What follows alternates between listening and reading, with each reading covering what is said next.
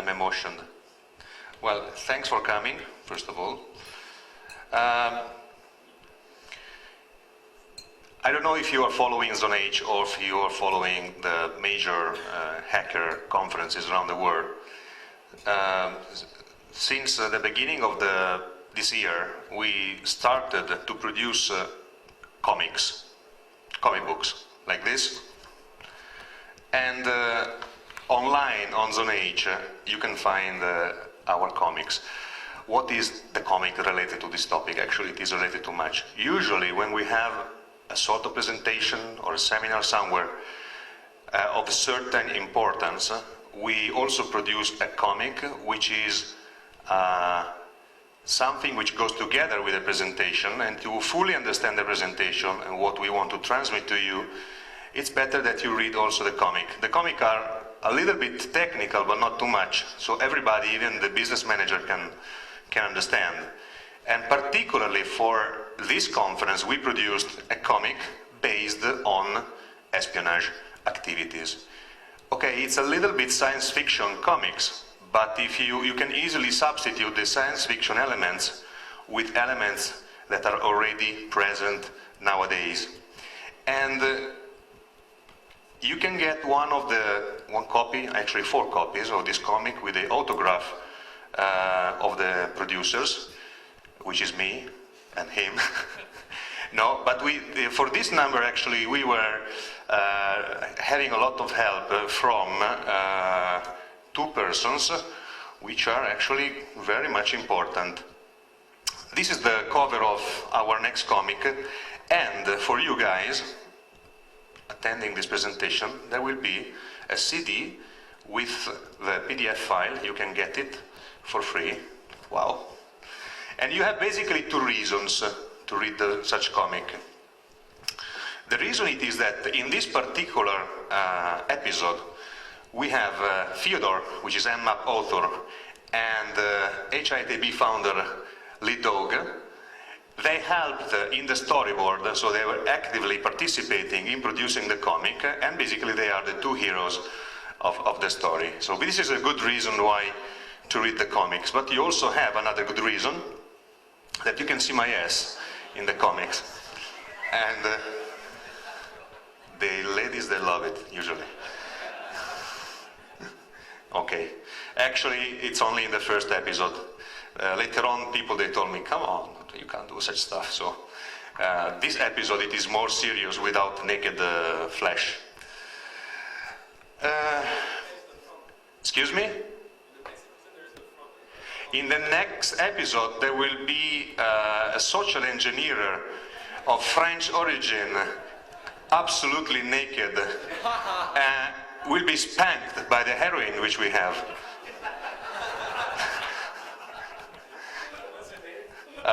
Evil Angelica, the name of the lady. Okay. Now, I passed the microphone actually virtually to Fabio, which will continue with the presentation. Can you hear me? Yes. Okay, so the first thing we're going to do is watch a little bit of a movie which is called Black Hawk Down. I don't know how many of you people saw it already. There is a very good reason, which is a visual definition of asymmetry. So now you see it, and then we get to the talk.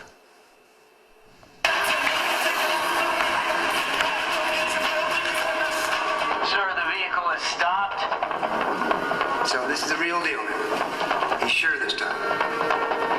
He sounds scared shitless. Good, that's all it is. All units, Irene. I say again, Irene. Check him ready. 5-1, fight up. Star, 4-1 on the ready. Irene!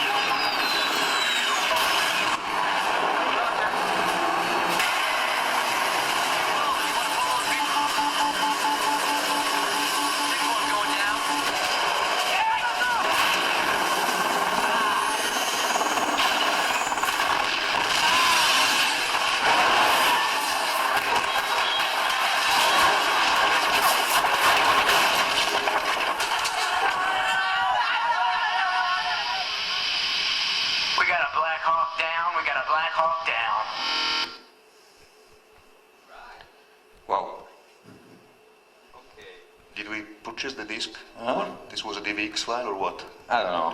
Anyway, whatever.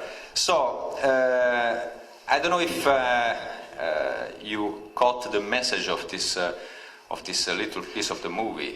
So Never you fly saw, on a helicopter. whatever. Besides, never fly an helicopter without a patent. But the thing is, you saw that there is the biggest army in the world, billions of dollars spent in intelligence, big espionage activities, satellites, a Delta Force with very expensive training, everything. And then you have on the other side probably the cost of the little kid's his own life and a couple of dollars a day to eat. And this little kid with this couple of dollars a day to eat and a satellite phone, okay, there is the phone bill, maybe, if they pay it.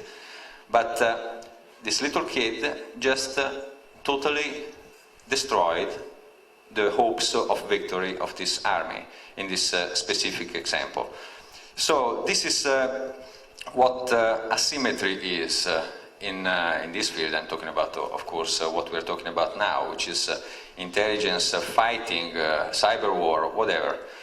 Asymmetry is just this, having a big, complicated, expensive, costing a lot of money on the taxpayers and everything.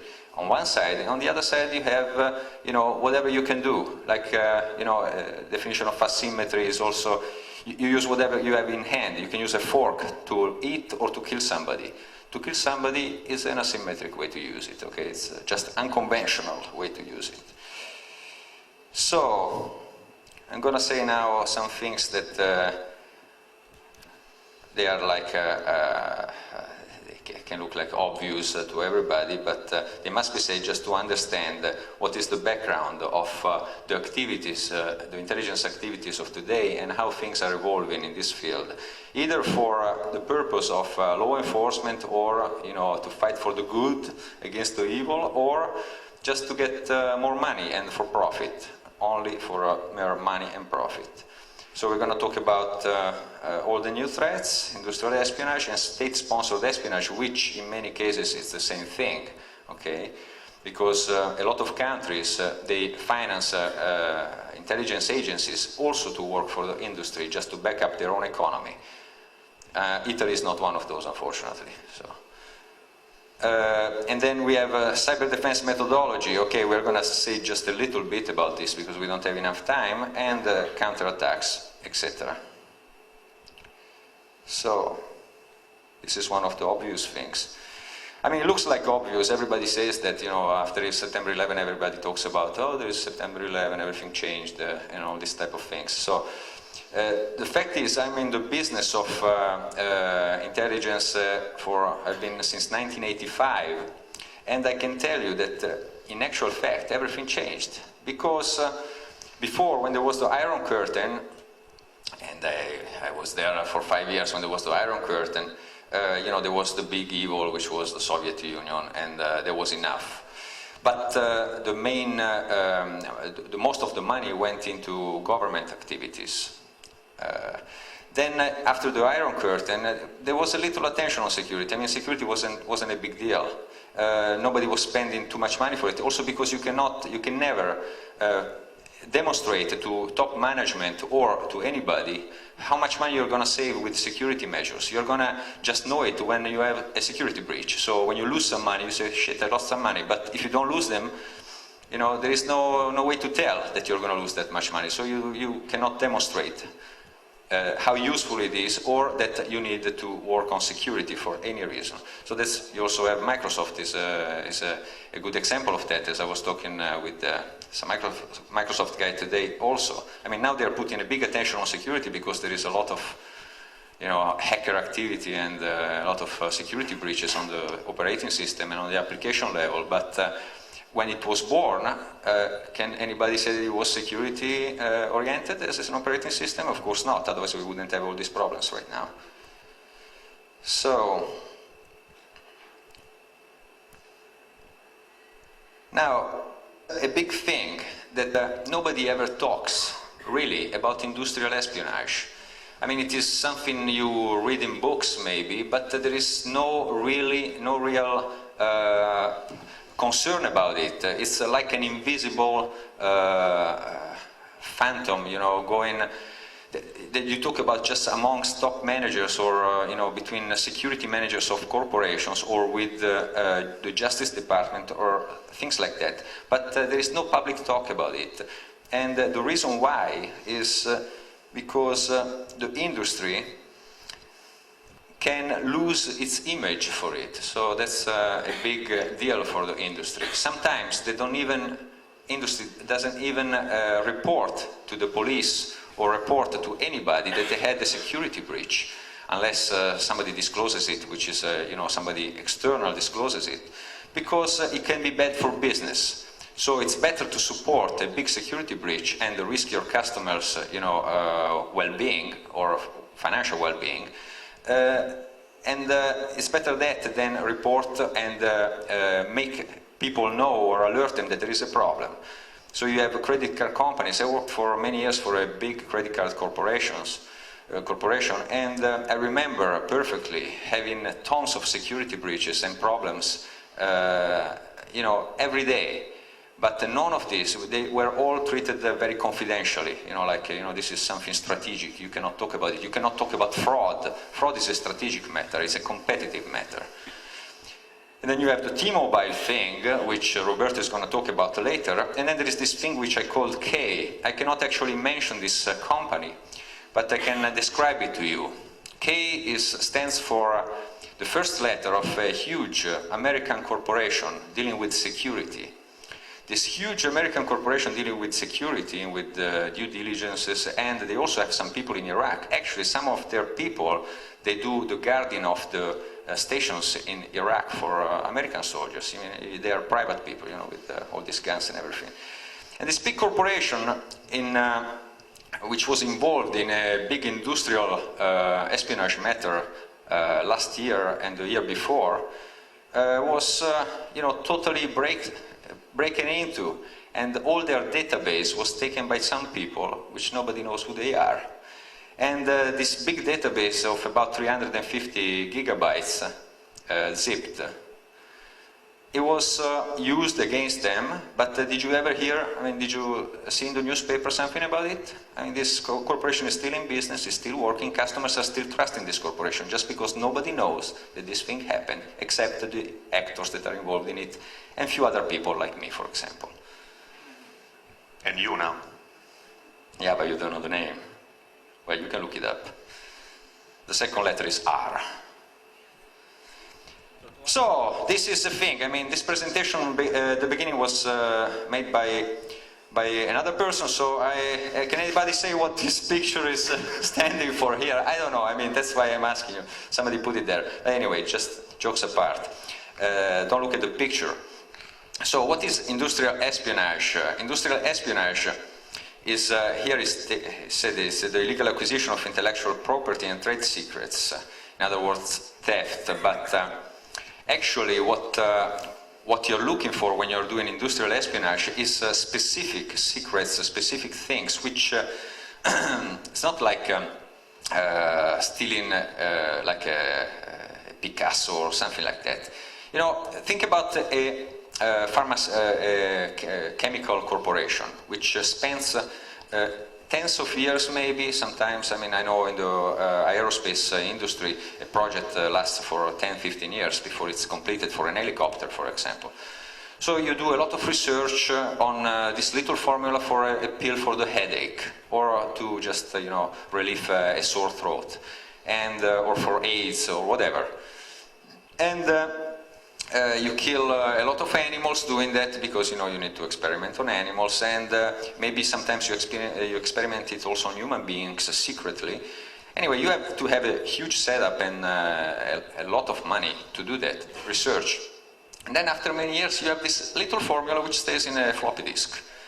Okay, if you know what the target is and who are the people working on this thing, and you can get this formula, you saved all this money. So you can get competitive against this chemical corporation, for example. And there are a lot of ways to do that, and not only hacking, but hacking is a part of it, and is becoming a big part of it nowadays, just because everything is linked, everything is handled by information systems, especially in the countries that do this type of researches, like the Western countries. So, now, this is, since 1990s, Western intelligence agencies on this. I mean, there are a lot of open source examples of this, like for example the Echelon network, which was uncovered by the Omega Foundation, which was led by a British guy many years back, I think in 1996. Which was, what Echelon is. I mean, it was this big espionage network which was said to be used to protect the G7 countries from, actually mostly the English-speaking countries, because the members of this network were just USA, Canada, UK, New Zealand and Australia. And you know how this thing worked. I mean, they just said that they were getting all the information, storing them, and then searching through them. And they had all these people looking through this information when there was no technology. Then, as the technology got better, they got software to search through these things for keywords, for all these type of things. And everybody thinks that it is, it was to protect the Western world. In actual fact, there are this type of network and others. They were mainly used to exploit the research and vulnerabilities of other countries not part of that array, a commercial capability, like for example having a new contract in a new country for billions of dollars, finding new oil somewhere, crude oil, or other things like that, new research on military equipment, like for example airplanes or helicopters. So, I can give you some examples also of this which are different from the Echelon networks. For example, here we mention Israel. So, Israel is a country which is very involved with, has a very high security awareness, all the population has, and also the corporations. And a lot of the research that has been done for a lot of instruments, like for companies that work for they come from Israel. I mean, I don't know if some of you ever worked in the industry and have ever been approached by an Israeli company. Most of them deal with security, so security software, security hardware, security encryption, anti-fraud system. And for example, in the anti-fraud system, there are a couple of companies, which I'm not, of course, going to mention the name, in the lawful interception business and fraud management business, which they deal, for example, with phone traffic, with CDRs, they are the records of the phone traffic, and with interception of voice data and everything. And these companies, most of the time, they've been known to go and propose contracts which were totally unbelievable. For example, they gave 95% of discount. So can you imagine how can they survive with 95% of discount? They probably were sponsored, somebody could say, and they probably are, in fact. Some of these companies' software and hardware have been found in the past to be backdoored, and that's, I mean, they think about their national security, and I can understand their point of view, but that's what was happening. I wish I could tell you what the companies were, but it's not good. So, we have business intelligence is a big word. There are a lot of tools which are being used for business intelligence, like for example autonomy is a big tool which is being used also by the Department of Defense of the United States, and other business intelligence tools. There is an Italian one, there is a French one, there is an Israeli one. And mainly what they do is search intelligence data like the web. So the web is their main target. And try to sort information so they can alert you before you find with Google thing that something is happening and something has been published. The effectiveness of this alone is not that much, because I mean the thing just 5 minutes before you would have known it anyway with looking in Google. You have automatic alerts, so that's maybe what's helping, but alone this thing is not actually helping in competitiveness. So, just before getting to the topic, we need to say one thing, that when you're dealing nowadays with these subjects, intelligence and competitive intelligence and corporations, situational awareness is the key word. So you need to, I just can give you an example with fraud. Okay, there is. I've been working for some corporations where, at the beginning, they were saying, "Oh, I have no security problem. I mean, I have no fraud. I have nothing." I mean, the problem is that you go to, as I was telling you before, fraud and things like that, negative things. They are competitive matters, strategic. So it's bad to say that you have them. But it's even worse to not know that you have them. Maybe you don't tell it, but if you don't even know it, that's becoming really worrying. And some of these companies prefer not to know it, so they can say that they don't have it, unless instead of handling it. And a good example was in a big telecommunication operator about 6-7 years ago. Where they said that they had no telephone fraud. In actual fact, they were not detecting it. They had no fraud management system. So there was a good reason to say that they didn't have it, just they didn't have the statistic for it. So, I mean, this you can read afterwards, this philosophy stuff, Sun Tzu and Napoleon Bonaparte. Just to tell you that sometimes it's not how big you are, but how smart you are that makes the difference. Okay, so this is another important thing. When you are dealing in this business, when you're working in this business, like doing competitive intelligence, which is not illegal to do competitive intelligence if you do it in the right way, but there is a very fine line, and it's difficult sometimes to not cross this line. So everybody needs to be really careful when they do it. Okay, so talking about information systems or IT systems, a lot of attack methodologies that they are being used nowadays, and some of these have started also a few years back, but they all exploded after this famous 2001 September 11.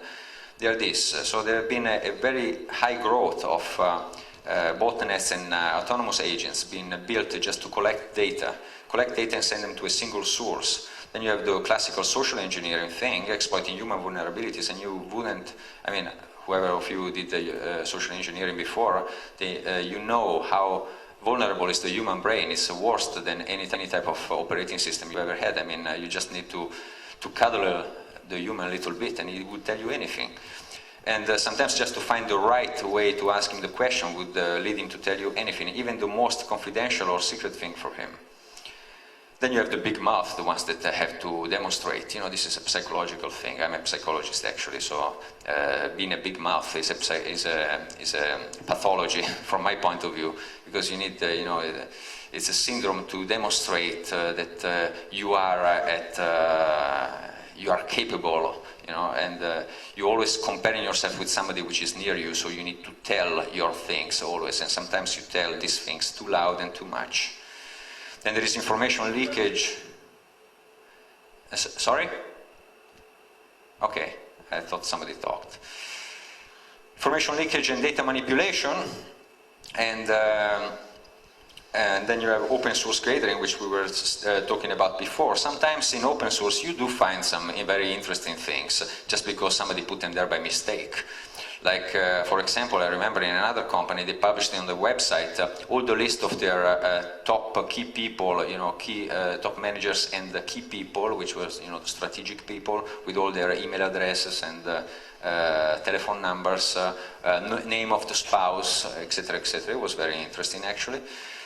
And then you have the employees' exploitation. So besides the home PC compromission, you know that most of the employees, they take the work at home. So sometimes you don't get to the company, you get to their home.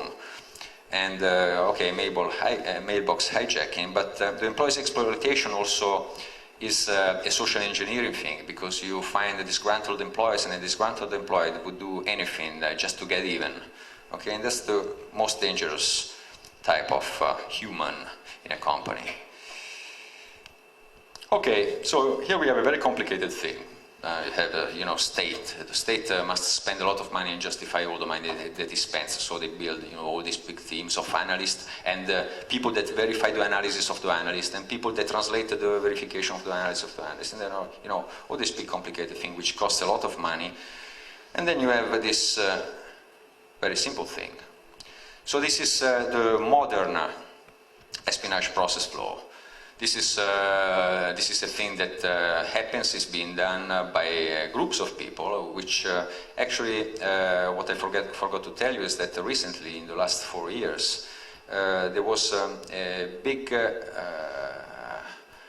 growth of organizations, asymmetric of organizations, like people, getting together and networking together, just with the purpose of stealing information and selling them to the best buyer. So if you find the correct, if you are in a big corporation and you want to know what your competitor does, if you know one of these organizations or one of these people that connect you to these organizations, you can actually get it, provided that you have the budget to pay them. And in many cases, as far as I know, they are also very effective. So you have once you know what the target is, you have the open source intelligence gathering. This is how these organizations work. Then you have the target definition and acquisition. What do you mean, target definition and acquisition? You have, for example, I don't know, the chemical industry we were talking about before. So you need to know that this chemical industry is a multinational corporation with maybe 200,000 employees and, I don't know, 100 sites around the world. So what you need is that little formula. So where is that little formula being produced? So you need to know who are the people working on research on this formula. They usually publish, articles or white papers or things like that. A lot of times they go to conferences like this one, on the chemical business, of course. And often they leave their business card, and you just need to have their business card. If you know who the person is, and in their business card you can find all the data you need to exploit the thing. Then you do the target vulnerability assessment and profiling. Let's say that the site that you need to target is in Japan. Okay, so you need somebody that can read Japanese, and you need to do a vulnerability assessment of the site to see how you can get in where these people leave the data. Then you do exploit generation. So this is a process flow. You have a team that does exploit generation. You say, okay, I have this thing, I have these vulnerabilities, I don't have exploits. Can you do them for me? Yes. And they sell them to these people. Then they do the attack infrastructure setup, which means you cannot attack it from your own site. You need to have encrypted file servers in another country where you don't have a rogatory from the country where you are doing the crime, where you're actually, committing the crime. So if Japan is the country, for example, I'm just doing an example with Japan. If Japan is the country, you need not to have, this server in Japan. Otherwise, they would, the police, just in case, would go there and take it and do a forensic analysis on it and maybe find you. So you need to find the encrypted servers somewhere else. You need to find shells. Maybe you already have the setup, but you need to be sure that this setup is just tailor-made for that target. And setup, what does it mean? For example, in the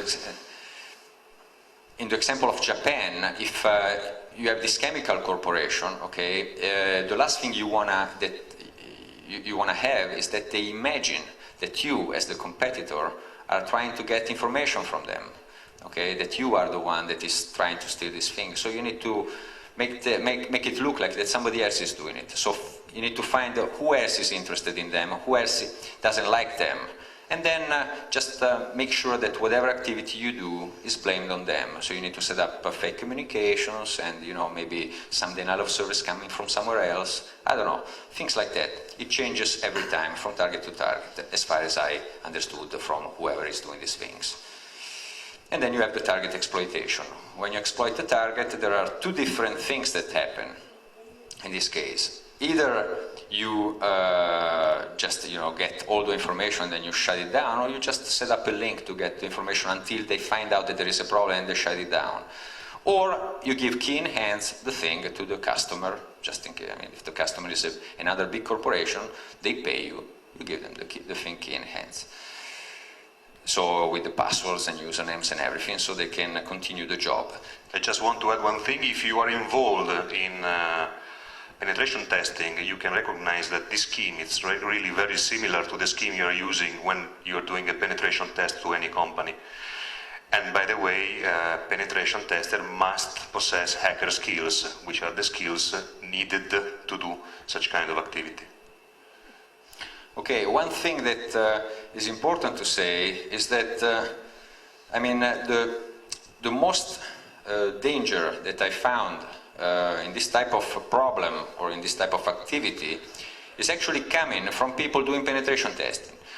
Okay, so you have two types of things that are happening nowadays in the last 5, 6, 7 years. One thing is called IT outsourcing, which is the most dangerous thing that has ever happened to a company. But all the companies are doing it because they say we are saving money and we are, you know, we have less people, because when they outsource a sector like IT, they also outsource all the people with it. So they have less cost, their balance sheet is good, so they're in the stock market, they're doing the right thing. The only problem is that they gave away all their knowledge base to somebody else.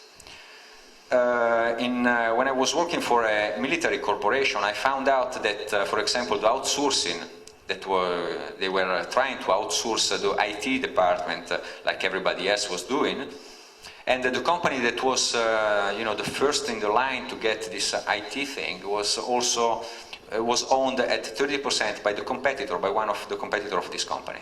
So that was totally crazy. But nobody looked at it because, you know, they were just saving money at the beginning. They didn't look at the strategic problem in doing that and why this company was just making it so cheap for them to outsource their IT department. And then you have people doing penetration testing. A lot of these people, which I was telling you before, being part of these asymmetric organizations, they're actually IT experts working for companies that are doing penetration testing and vulnerability assessments. So they get access to the IT departments very easily just to assess. And it's very easy for them to have administrative privileges and to install whatever they need to install. And there are thousands of examples of this thing happened. I just found one 2 weeks ago in the company I'm working with right now. So, another thing, then I leave the word to Roberto.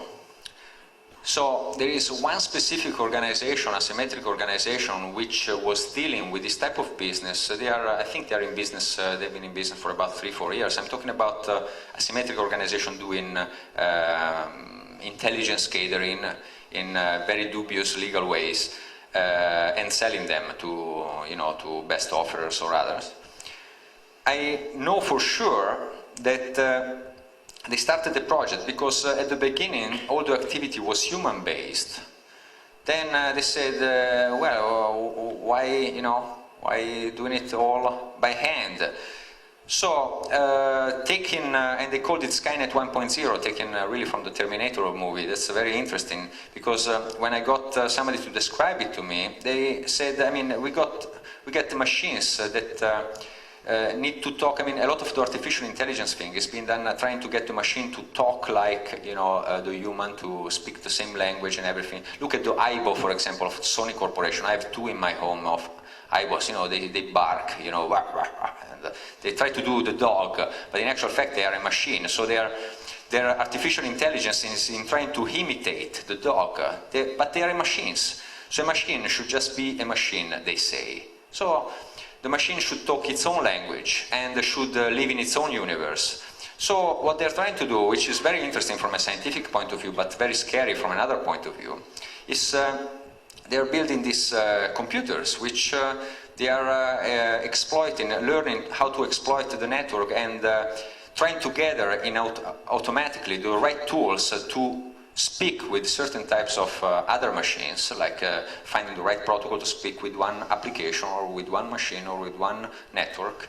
And once they have it developed, they want to put it, you know, just to deploy it.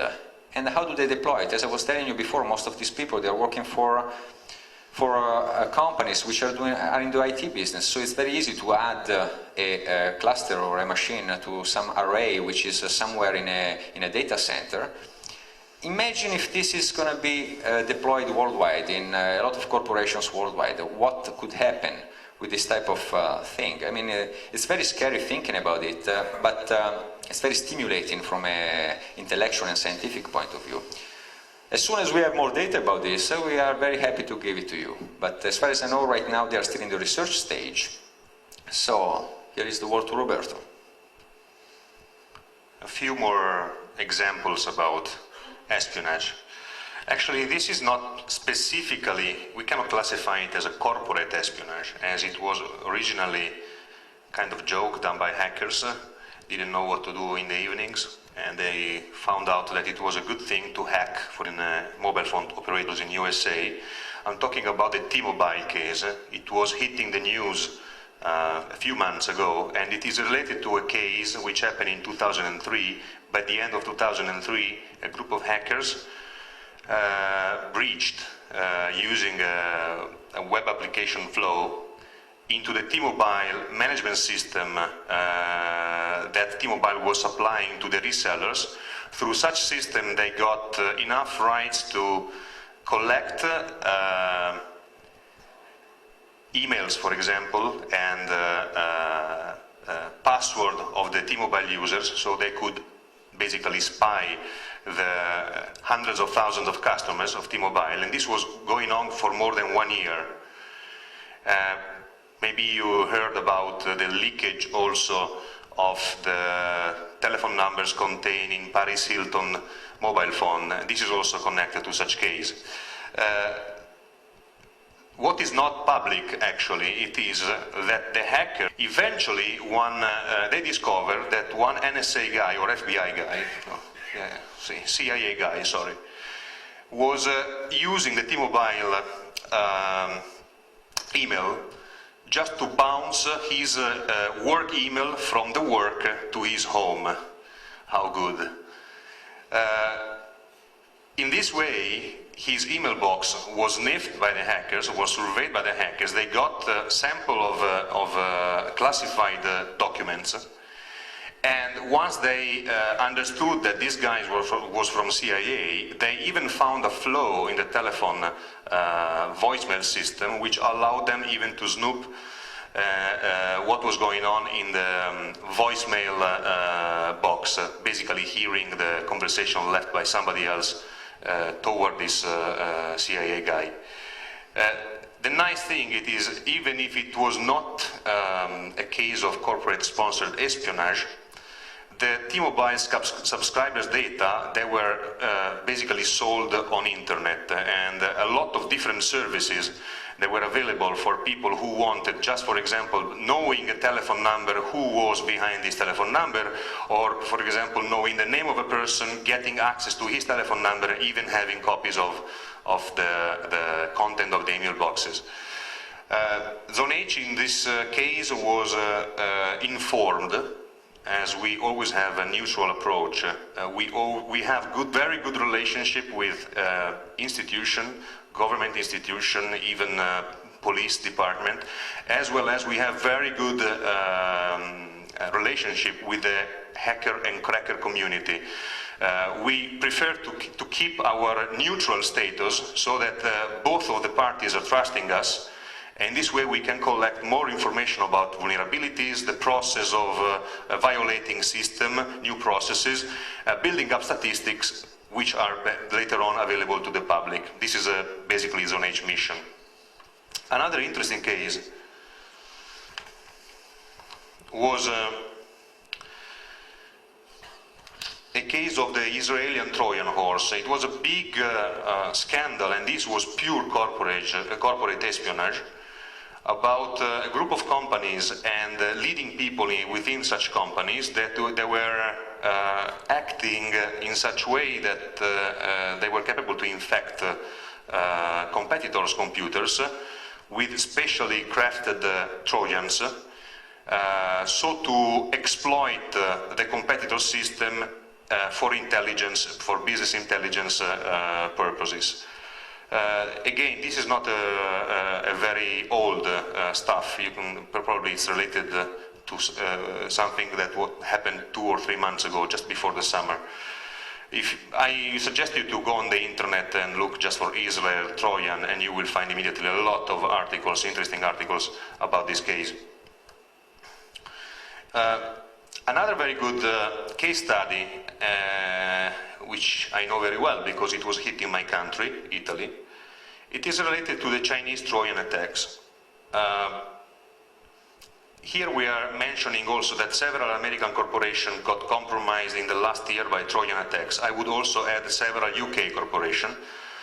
Basically all the West recently got hit by a wave, a huge wave, waves of Trojan attacks, mostly coming from China. The purpose was to infect computer to get data. I was talking also with one of the major guy in the Korean CERT, and they had the same thing happening against their servers. What they didn't know, it was if coming from China or from North Korea, because North Korea it's usually using the Chinese lines. But in Italy we had a very good example about one of the, you know, we are the fashion country. Okay, there are also the French, but we like to say, at least for shoes, Italy is very well known in the world. And the industry got severely hit by a wave of attacks. Suddenly the Italian companies understood that something was wrong. Chinese companies, they were usually sending somebody with a camera as soon as I'm talking about things of the past, when a new model of shoe was coming out, it was presented to the public, somebody was coming, even from Japan, to take the picture, and then they were going back home and they were doing the same model or trying to just arrange it a little bit different. But this was the way they were producing. Same for the car factories, for example. They started copies and then eventually they introduced innovation. Then they realized, the Italian companies, that they had a staggering reduction in the sales activity by 60%. And then suddenly they understood that several servers of Italian companies were compromised by Chinese Trojans. The scope of such Trojans was to steal data from the servers. I'm talking about blueprints or DXF file, everything which you use to build up the model before hitting even the production line. In such way, the Chinese companies, they were able to produce the Italian product at 1/3 of the price, even before the same Italian producer was capable to produce the first piece. And you understand, you spend a lot of money in research and then somebody else is benefiting. What was the cost? A Trojan. You're using the same enemy's structure, because the Chinese, they were using the Italian infrastructures. I'm talking about IT infrastructure, I'm talking about the internet. And the only cost they had, it was the development of a Trojan.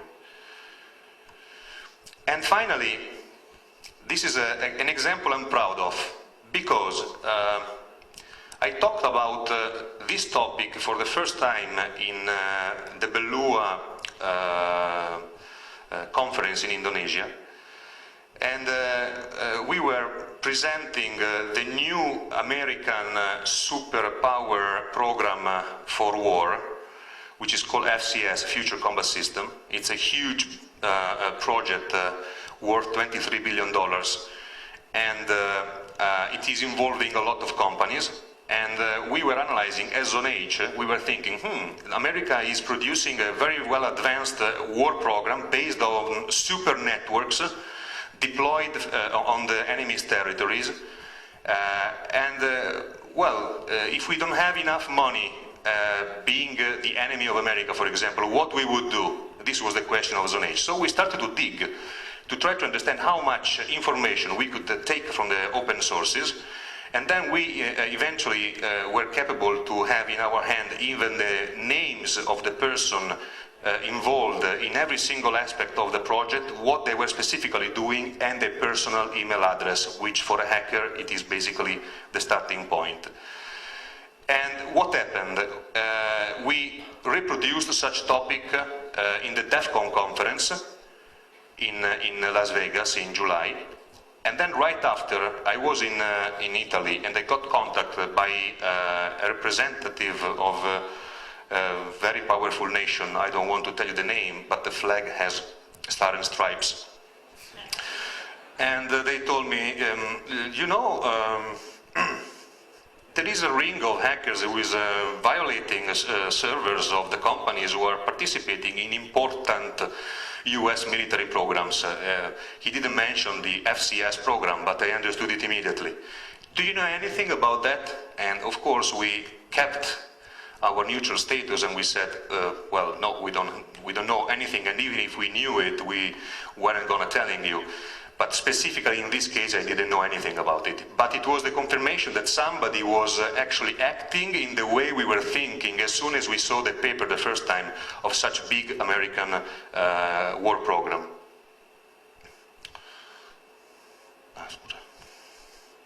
Okay, so, oops.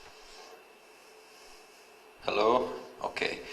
So just to complete the presentation, one thing that I learned from these various experiences, which it's almost like being at war. I know that I'm not able to transmit to you totally the feeling of this type of activity, because you must live it, just to know how it is. But it is like being at war, and sometimes it is also very exciting, sometimes it is very stressing.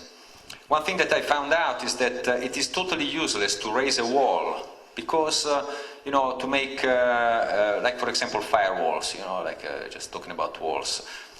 Sometimes I've seen that the most vulnerable systems in a company are actually the firewalls. So exploiting the vulnerabilities of a firewall just gets you into the company, because the company thinks that after the firewall you are okay. I mean, there is the firewall, so no problem after it. Sometimes you just need to know. And that's why when you do fingerprinting and everything, what the defenses on the other side are, just to exploit them. So if you have a big door of 20 feet of metal, you just find a drill which is long enough and you drill it. So the main security measure that we know of, we found it in the ancient Egypt. So this guy Tutankhamun or whatever, he got all these people to build the pyramids, and then I didn't find a slide which with all the blood and everything, but in the end he slaughtered them, he killed them all. So the good thing, if you want to be really secure, is you get your IT infrastructure and then you kill all the IT guys. But as you can't do it, and it's also illegal, so what the hell.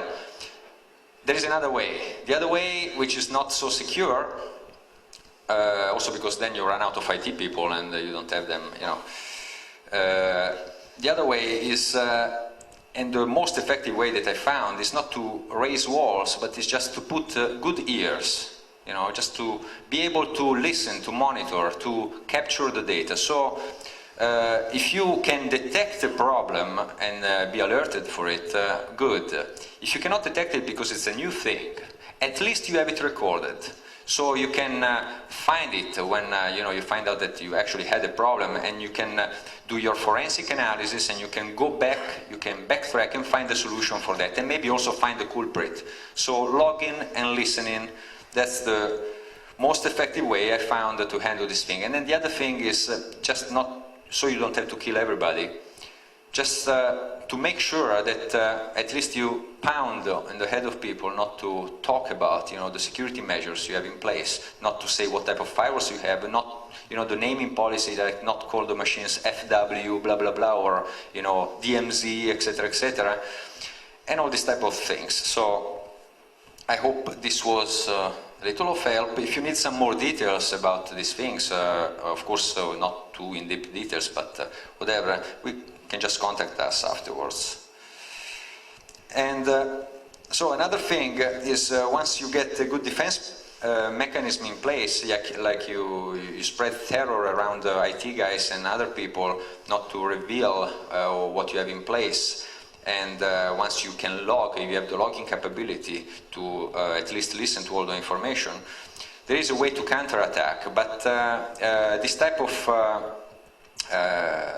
methodology, which is injected interception, and which is actually being used very often and very successfully in the European countries right now, in investigations and everything. The only thing is that this type of activity requires you to cooperate with the Justice Department and with police forces, because you need to have a lawful interception infrastructure in place, like I was saying last year here at Hack in the Box. And this lawful interception infrastructure is the one that is able to actually actively do this type of things, like, for example, inject a packet and do automatically a lot of things that a hacker would do, but with a whole infrastructure which is underneath the whole activity of the police forces and law enforcement agencies. So, providing that you are, you want to cooperate with the law enforcement agencies in handling a problem you have, because you don't think it is a strategic matter. Remember that every time you cooperate with the police agency on a strategic matter of your company, the press will always know about it. So you can be sure that the thing will go on the newspapers. Now, before finishing, can you tell me what is this? I don't hear you. Network card. Who told it? Raise your hand. There. Please tell me, why did you say this is a network card?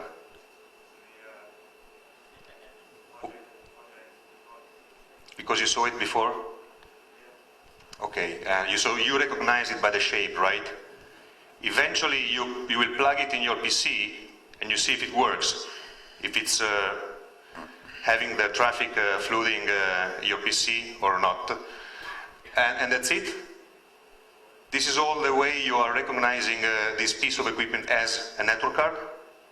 I mean, can you prove me this is a network card? It's actually a picture, but... No, okay. If you, let's say you go to a shop and you buy a network card, and then you have in your hand the network card. Can you prove me this is a network card? Or it's only a network card. Or it's only a network card? No, you can't, because you trust the shape and you know what this thing does, because you read the specification. What is the point? We are talking about espionage, Trojans, but guys, nobody ever thought about what you have in your hardware. I mean, you can reverse engineer software, but it's really difficult to reverse engineer hardware.